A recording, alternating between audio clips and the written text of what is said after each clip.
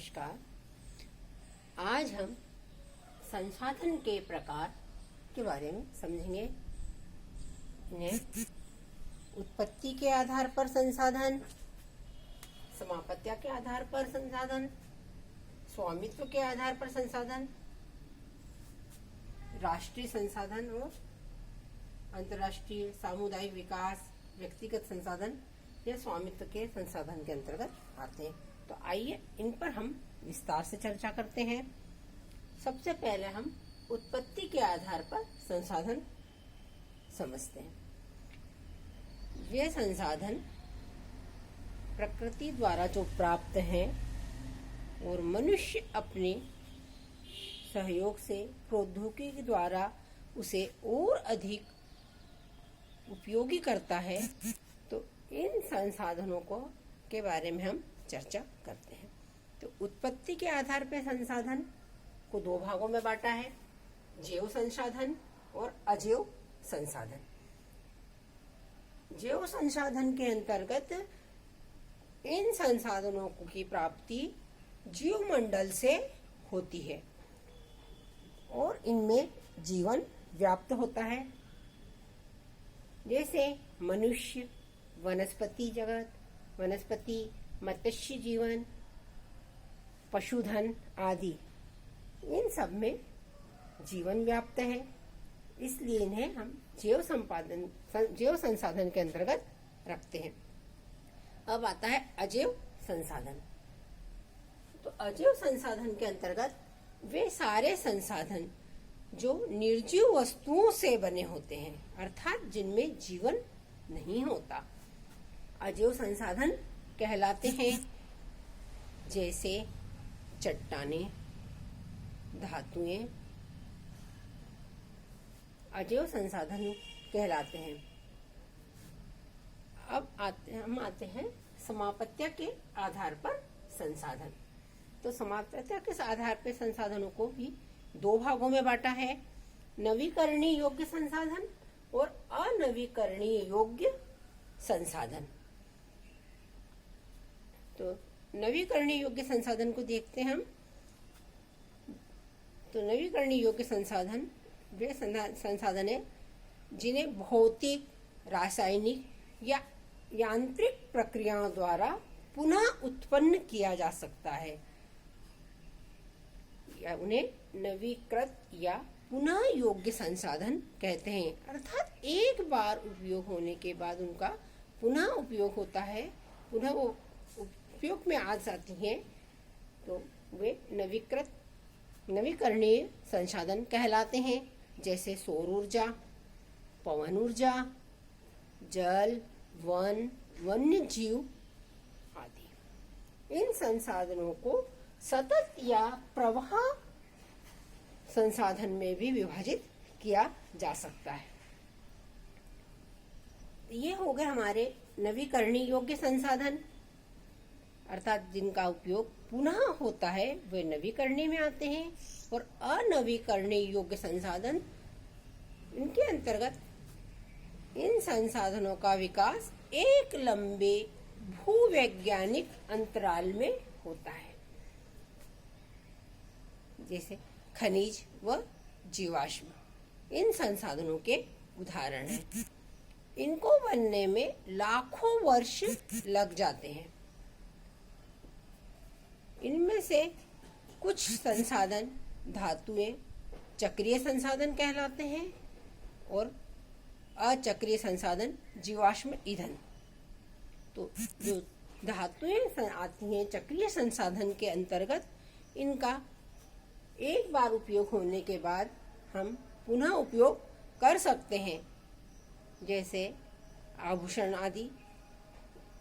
एक बार उपयोग आने के बाद अगर हमें लगता है कि कुछ और नया इसका बने, तो वो पुनः रूप परिवर्तित होकर उसी धातु का उपयोग हो जाता है। और अचक्रीय संसाधन जीवाश्म ईंधन, इसमें अंतर्गत जीवाश्म ईंधन आते हैं और इनका उपयोग एक बार होने के बाद ये समाप्त हो जाते हैं, अर्थात इनको हम पुनः उपयोग में नहीं ला सकते।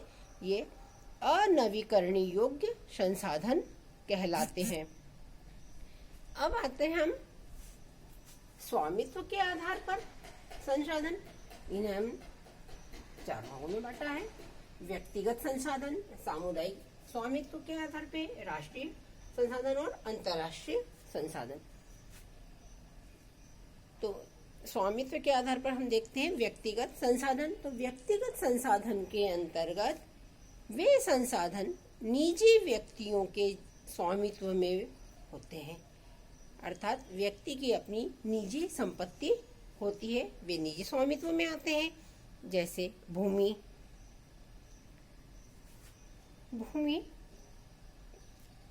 किसान सरकार लगान द्वारा इनसे संपत्ति प्राप्त कर सकती है। कुछ स्वामी के पास भूमि होती है और कुछ भूमिहीन होते हैं।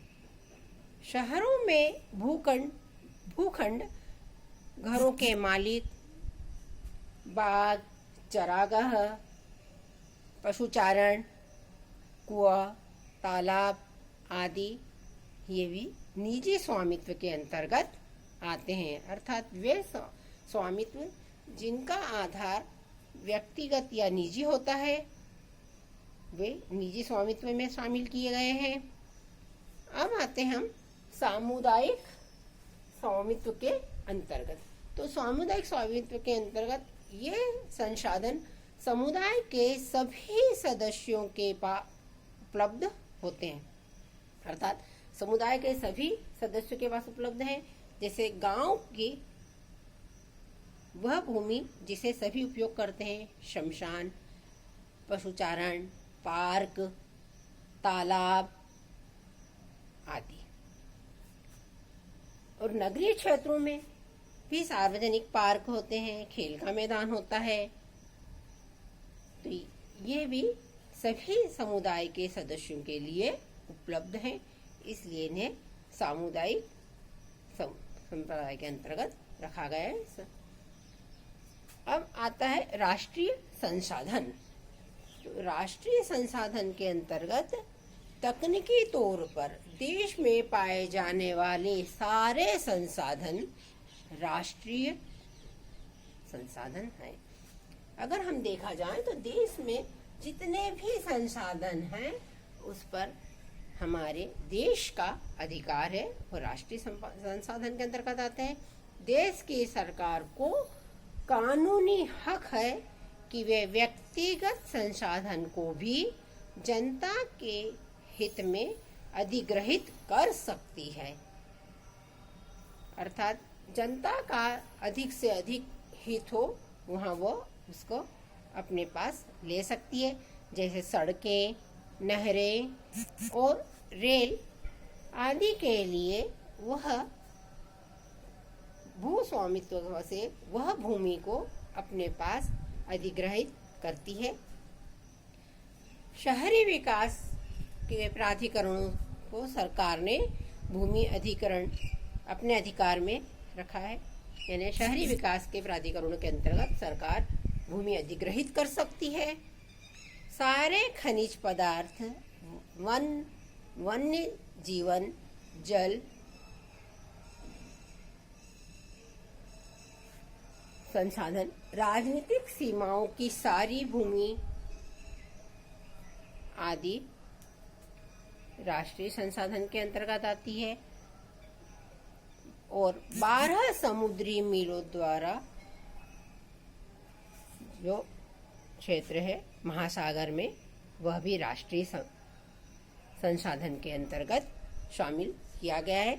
तो ये हमने समझा है स्वामित्व के आधार पर व्यक्तिगत संसाधन, सामुदायिक संसाधन, राष्ट्रीय संसाधन। अब हम देखते हैं अंतर्राष्ट्रीय संसाधन। तो अंतर्राष्ट्रीय संसाधन के अंतर्गत वे संसाधन आते हैं जो किसी एक राष्ट्र के नहीं हैं। तो महासागरीय क्षेत्र में अंतर्राष्ट्रीय संसाधन महासागरीय क्षेत्र में 200 मील से अधिक की दूरी पर रहे और उनका उपयोग होता है, वह संसार के सभी देश उपयोग में ला सकते हैं, उस पर किसी एक देश या एक देश की सरकार का अधिकार नहीं है। वह अंतर्राष्ट्रीय सीमा के अंतर्गत आता है और ये अंतर्राष्ट्रीय संसाधन कहलाते हैं। बच्चों, इसे आप समझ लीजिए और याद करिए। आज हमने संसाधन के प्रकार समझे हैं। इसे हम एक प्रश्न में भी आ सकता है और अलग अलग भी है, पूछ सकते हैं। जैसे स्वामित्व के आधार पर संसाधन किसे कहते हैं, उत्पत्ति के आधार पर किसे कहते हैं, या समाप्यता के आधार पर संसाधन किसे कहते हैं। तो इन्हें हम समझ लें और अपनी कॉपी में नोट कर लें।